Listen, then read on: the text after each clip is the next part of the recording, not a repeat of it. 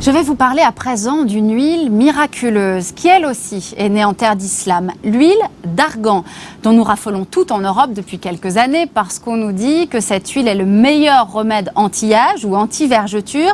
Cette huile, elle provient de l'arganier, un arbre qu'on trouve exclusivement dans le sud-ouest marocain, entre Agadir et Saouira et Taroudan.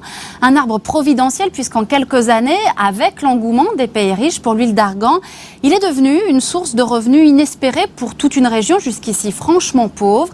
L'arganier, un arbre que les Marocains défendent aujourd'hui comme la prunelle de leurs yeux, car vous allez le voir, l'arganier est aujourd'hui menacé. Il était une fois un arbre merveilleux, c'est notre focus de la semaine. Il est signé Anna Salzberg.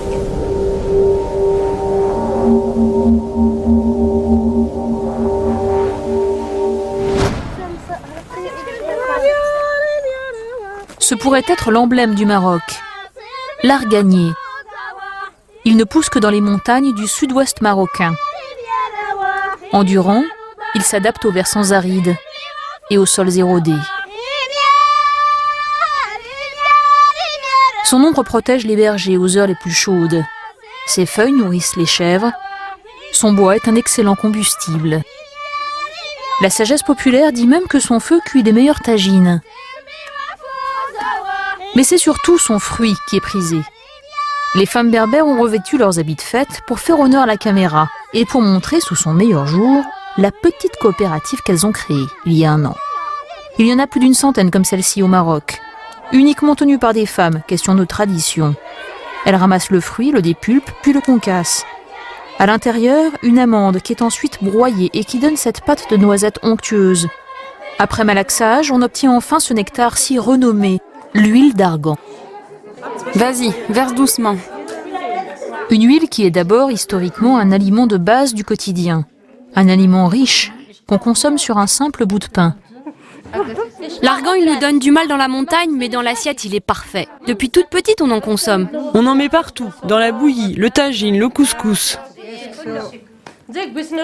Pour un nouveau-né, on mélange de la farine avec de l'huile d'argan et on lui donne à manger. Mais si les coopératives comme celle-ci se sont multipliées, c'est que la demande européenne a explosé. L'argan est la star des instituts chics de massage. Les occidentales raffolent de sa subtile odeur de noisette, de ses vertus antirides et antioxydantes. C'est très hydratant et relaxant. 50 € le massage, 160 € le litre. L'huile d'argan est devenue la plus chère des huiles du monde. Quand on vend une fleur d'oranger, on vend 20 arganes. En massage. En massage, oui. Parce que nous avons aussi des huiles à la fleur d'oranger, mais celle la plus demandée, c'est l'argane. Et c'est ainsi qu'en quelques années seulement, l'huile d'argan est devenue une mode pour les jeunes femmes en quête de massage et de bien-être. Et c'est ce succès européen qui a changé la vie de nos villageoises. Le prix de leur huile a été multiplié par 5 en l'espace de seulement 10 ans. Et c'est comme cela que l'argan a progressivement amélioré leur quotidien. Maintenant, on a le but à gaz. Tu peux l'utiliser pour faire cuire tes repas. On n'a plus besoin d'aller chercher le bois dans la forêt. En fait, tout ce qui était pénible avant, ça s'améliore si tu travailles à la coopérative. Qu'Allah vienne en aide à ceux qui ont fait de l'arganier ce qu'il est devenu. Avant, ça valait rien. On était démunis, comme des animaux perdus dans la montagne. On cueillait les arganiers et on souffrait à cause des ronces ou de la canicule. 1 litre d'huile, ça valait 4 ou 5 dirhams. C'est pas un prix, ça. Maintenant, grâce à Allah, l'argan est une chose magnifique. Sauf que ce héros magnifique est mis à mal. Car malgré la richesse qu'il représente, l'arganier est en voie de disparition. Dans ces grandes plaines arides, on construit depuis les années 70 des serres de fruits et légumes. Une agriculture intensive qui se mesure du ciel. De petits rectangles gris et verts qui se multiplient. et pompe goulûment les maigres ressources en eau de cette terre. À tel point que la région produit et exporte 95% des tomates du pays. Une aberration écologique. Si on presse une tomate, on trouvera 99% d'eau. Donc on pompe de l'eau d'une région qui souffre de la rareté de l'eau et on l'exporte vers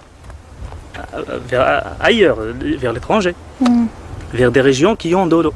Il faut garder cette eau pour, comment dire, pour des choses comme ça, pour l'arganier, pour le cactus qui ne consomme pas beaucoup d'eau, pour lutter contre la désertification, mais pas pour l'augmenter, pour l'intensifier. Les effets pervers de cette agriculture intensive se sont déjà fait sentir. Sur ces terres, on cultivait autrefois du blé au milieu d'arganiers. Les blés ont disparu depuis longtemps. Et les arganiers tombent, un à un. Et pourquoi ici et pas ailleurs?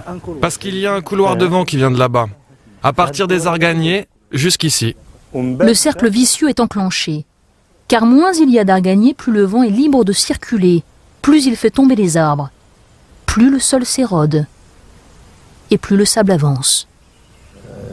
C'est vraiment dangereux ces dunes. C'est comme un cancer. Qu'Allah nous en protège.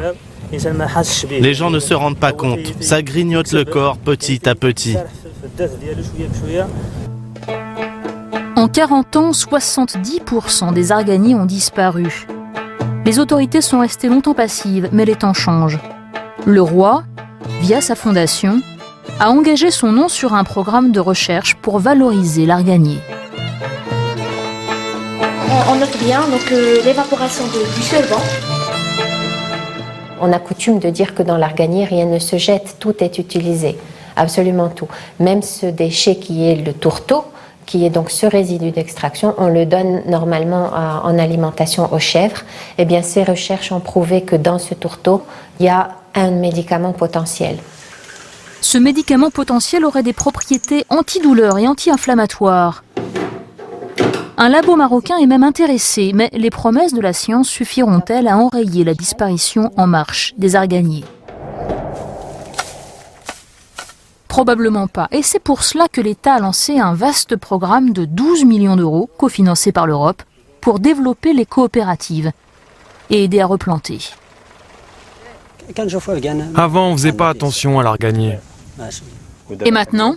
Maintenant, l'arganier, c'est important. Pourquoi?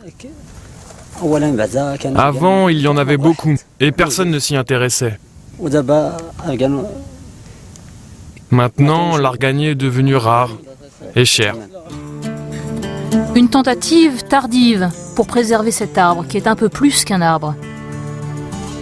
Dernier rempart contre le désert. Lien social, source de richesse. L'arganier mériterait décidément de devenir l'emblème du Maroc.